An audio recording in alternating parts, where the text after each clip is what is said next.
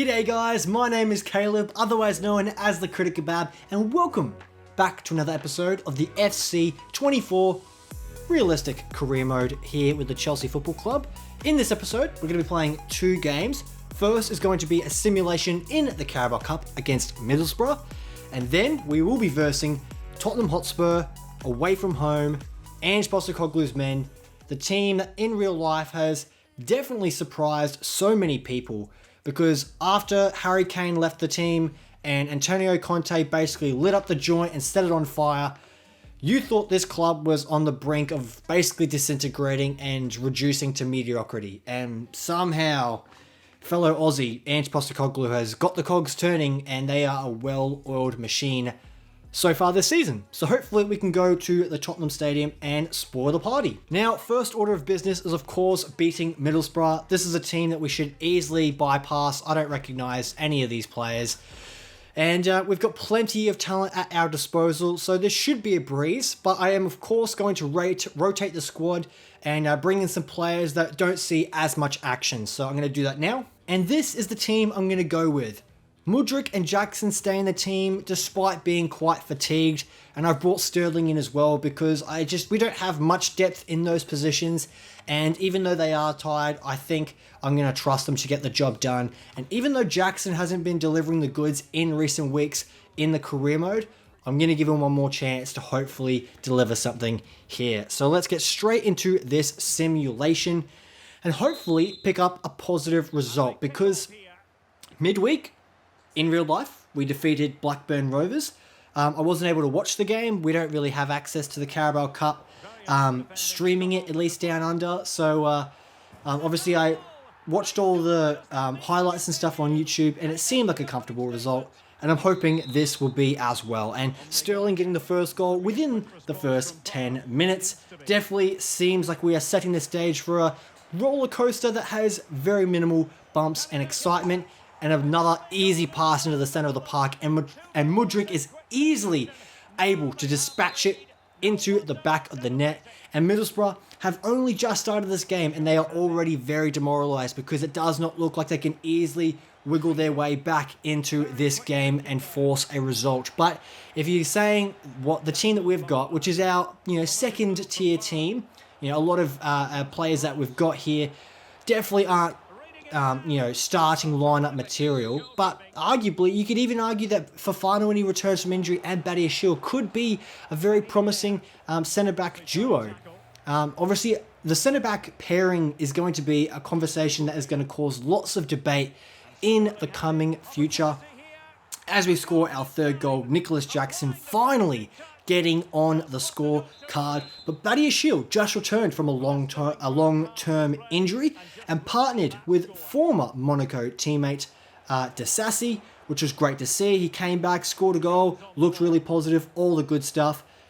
But it really does beg the question, once all of our players are fully fit and Pochettino has the dilemma of having to select his best 11, who is that? Who are those players going to be as Jackson slots in his second just before the halftime whistle? And we might not even waste time watching the second half unfold because it looks like it's going to be an easy game. But do we go with Disasi and Badiashile as an option? Do we go with, obviously Fofana when he returns? Does he partner with Disasi? Does Thiago Silva get a contract extension? Does he stay on the field beyond this season? Trevor Chalobah, does he get sold in the upcoming transfer windows, which has been rumoured to be happening? I don't know. It's going to be interesting to see what Pochettino does. And I'm going to make some quick substitutions. I'm going to bring on Washington, I'm going to bring on Palmer, and then I will basically skip through the rest of this simulation because it looks like it's pretty much all done. Let's just go with those changes there. Resume. And then we will jump to result. And it ends up being a 5-1 victory, with Nkunku also being substituted on and picking up a goal. So let's advance away from this fixture. Still in the early stages of the Carabao Cup, where we are coming up against relatively weak opposition. And just like in real life, we have advanced, and I'm very pleased with that result. Alrighty, and we have finally got to the stage where we will be coming up against 6th placed Tottenham. this is the side that they're most likely going to play with. And when you look at this team, just purely from an individual perspective, they don't have a very good team. The only player that I would consider even close to world class is, of course, Son Heung-min. And Richarlison, no, not scared of him. Kulusevski, he's showing moments of promise. That back line, I'm not intimidated by. And they don't have much depth on the bench. So I'm really genuinely shocked that Ange Postecoglou is able to get a, anything out of this side. But, I think if we put our best foot forward and maintain our tiki-taka style of play, we might actually be able to get over the line in a comfortable fashion. But of course, in the career mode, we have been struggling just like we have in real life. So I'm actually going to make some more tactical changes to this setup. I am going to put Nkunku up front. I am going to bring Cole Palmer into that cam position. And I am going to also bring on Chukwuemeka into this position here. Because I might make use of him. I might bring him on. And I think the rest will stay the same, even though Madueke and Mudryk are quite tired on either flank. And even Sterling's a bit tired as well. So that's not ideal to have all of our wide players a bit fatigued. But going into this game, we need to score goals. And Nkunku has been in really good form. I didn't make use of him in the best way possible last game. And Palmer also didn't really do anything at all, but if we're going to improve him and get his stats and overall up, we need to give him game time. So I'm going to give him one more shot. Hopefully he can deliver the goods. Now, another thing that must be talked about is, of course, Manchester United. They have been gaining all the attention, all the headlines in the media recently. And it's frustrating to see because they are just able to pick off results and get the job done, even when they really don't deserve to be. And how it relates to Chelsea is because obviously we both have started off very poorly in our seasons, I would say. In terms of league position, we are quite similar. But the major difference, I would say, between us at the moment is the fact that Manchester United win games they should lose, and Chelsea lose games that we should be winning. And the fact that Manchester United have pulled off incredible results like that 2-0, goal double by McTominay in the dying stages to win that game. And then most recently this weekend against Fulham with that Bruno Fernandes lucky goal. It's hard to watch because it's frustrating seeing a team that doesn't really deserve to be getting results get them. And then you watch our team when we do perform in a positive and meaningful way, and you can kind of see what Pochettino is trying to implement on the field, and yet we continue to fail and take missteps. And it's really frustrating to see. And you guys all know there's nothing more I enjoy watching than Manchester United fail miserably. So I thought I'd mention that very briefly here. And the other thing that I want to talk about is obviously VAR, because that is obviously a huge controversial sticking point in the Premier League at the moment. But let's try and focus on getting a goal here because we are getting field position at the moment. Mudryk, can he get a turn on? Oh, Pedro Porro read it very easily, and he passes back to the goalkeeper, Hugo Lloris, who easily dispatches it out to the space. Thiago Silva pulled out of position.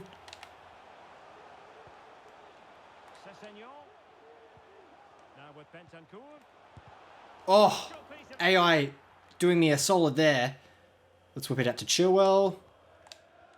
Palmer's still injured.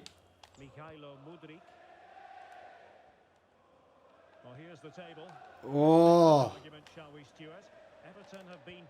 Oh, that's a terrible pass. Oh, and it gets stolen off him again. They've surprised everybody with the quality of their football. They just now need to keep it going. Oh, it's a great pass in behind. Kulusevski just guide him to the byline. Would have preferred not to have considered a corner, but it is what it is. They're probably going to go short. They don't. Mudryk! Oh, it's a terrible clearance. Clear it. Oh. Jeez, that got the heart pumping. And Palmer is still injured. He's not able to walk this one off, it looks like.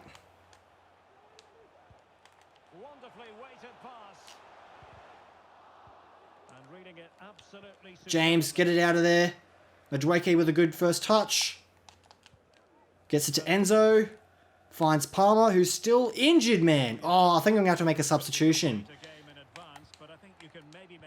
If he doesn't recover within the next 10 game minutes or so, I'm going to have to make a substitution, which is going to be severely disappointing. And he's full of confidence.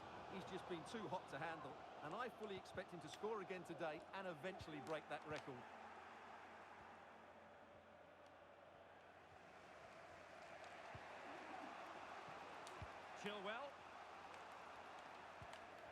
And Kuku with a great first touch. Not able to run through the defense there, though. All right, Palmer's not getting any better, unfortunately. So let's substitute him out because he's definitely not going to be doing anything productive in the current shape that he's in. So let's bring on Chukwuemeka. He's a little bit fatigued, but also young, inexperienced, lowly rated, and got full of desire to hopefully make a positive impact. Teamwork and passing in evidence. Oh, absolutely glided through our defense like a knife through butter. And that slide tackle, what is going on? Thiago Silva, what did you just do, man? Are you kidding me? I pressed the clearance button to distribute the ball upfield, and the game just didn't do what I asked it to. What just happened here? A great tackle there by Disasi. And Thiago Silva just forgets how to play football. He just allows Son to come and steal the ball off him. He's a burglar in the night. Catwoman has easily come through and stolen the ball to get a goal. And Son has got the first important, decisive goal in this game. And the Tottenham fans are bouncing now. This is so frustrating when we concede goals in stupid ways. And the fact that Palmer's come off injured is also just adding salt into the wound. Now we got to play the hard game of trying to recover ourselves and get back into the game. And Mudrik's made an incredible move here.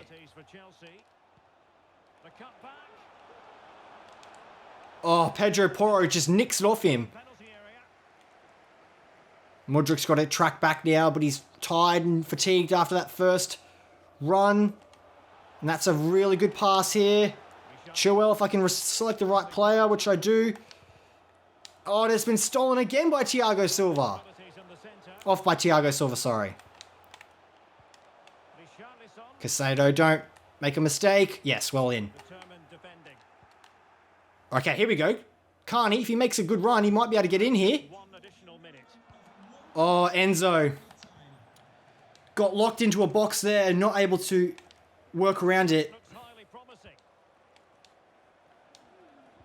Disasi with a really good, strong challenge there.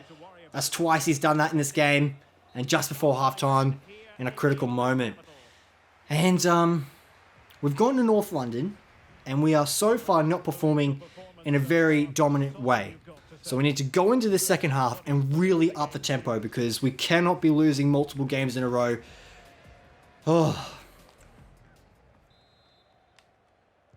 Well, underway once more into the second half, and from a Chelsea point of view, it's all about battling back.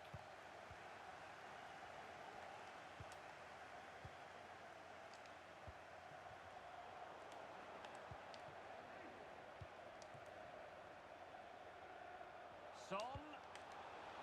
Ryan Sessegnon has it. Bentancur. It's with Porro.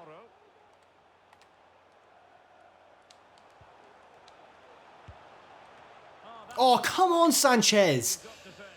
That was hit with minimal venom. You should have easily grabbed that with your two hands. Let's see about the delivery. Oh, and he's had to push it over the bar again. Son with a powerful header this time. Someone clear it away. Disasi, don't commit a penalty. Jeez.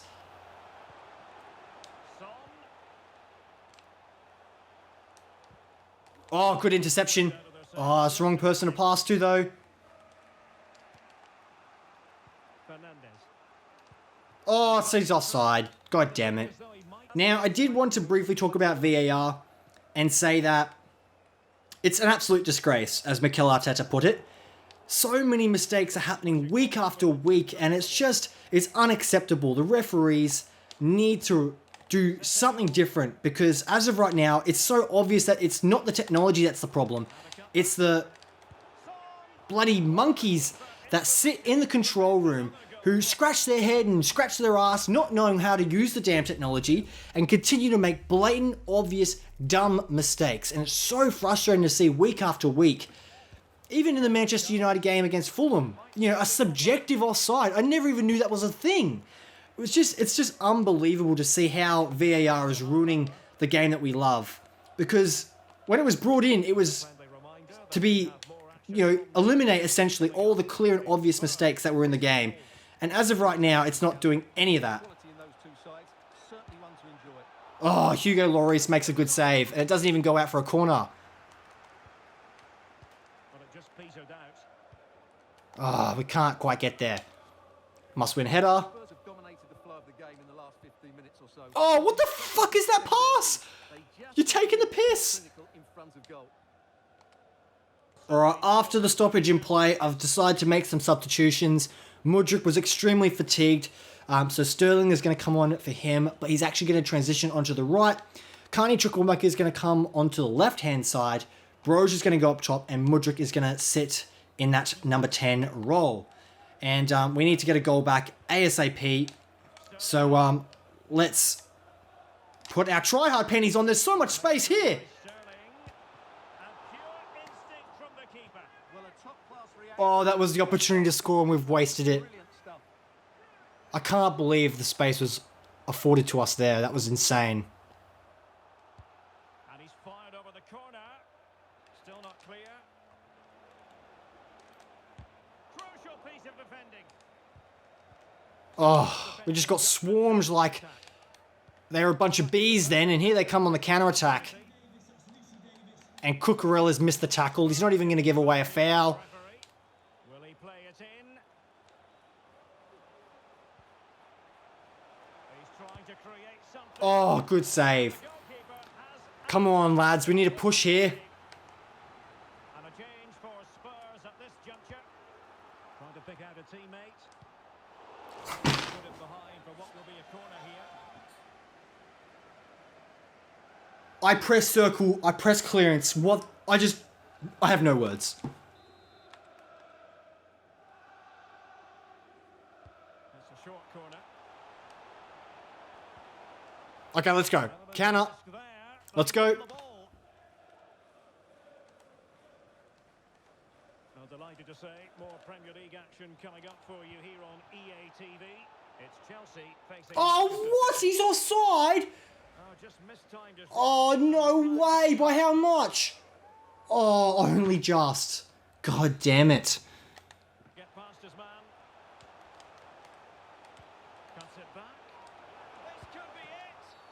And there it is. Are you kidding me? And now Disasi, who's played such a good game up to this point, has committed a foul in the box. What's this for? Oh, you have... It's soft. He doesn't even fall to the floor. Oh, I can't believe we're going to lose this game. To finish it at Bottom the right. test. He goes bottom left.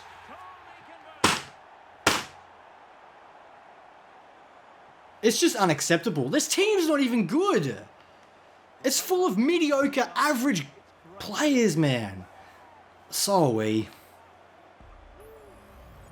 Well, as you can see from the replay, the keeper tries to read the penalty, but he's sent the wrong way, and it ends up looking like a finish.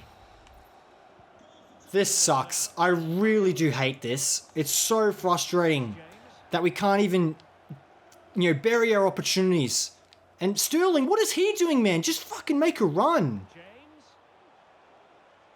James is going all by himself here. Oh, and the pass can't quite hit the target. Romero. Lloris. We're just going to have to somehow get to the finish line here. Oh, for God's sake, man. Nothing's going our way, man. We started off this season quite promising. And in recent weeks, it's just not clicking for us at all. Oh, it's so frustrating, man. Like, it just shouldn't happen. It shouldn't happen. It shouldn't happen. An easy pass, man. When you're defending, you're meant to create a wall. And you're not supposed to be able to pick your way through and just bypass us like we're not even there. Oh, it's just weak, embarrassing defending. And the goalkeeper doesn't even make a solid effort at it. He dives up, not to the side. Oh, and 3-0. What an embarrassing result. I can't believe it. This has just absolutely gone so very wrong for us.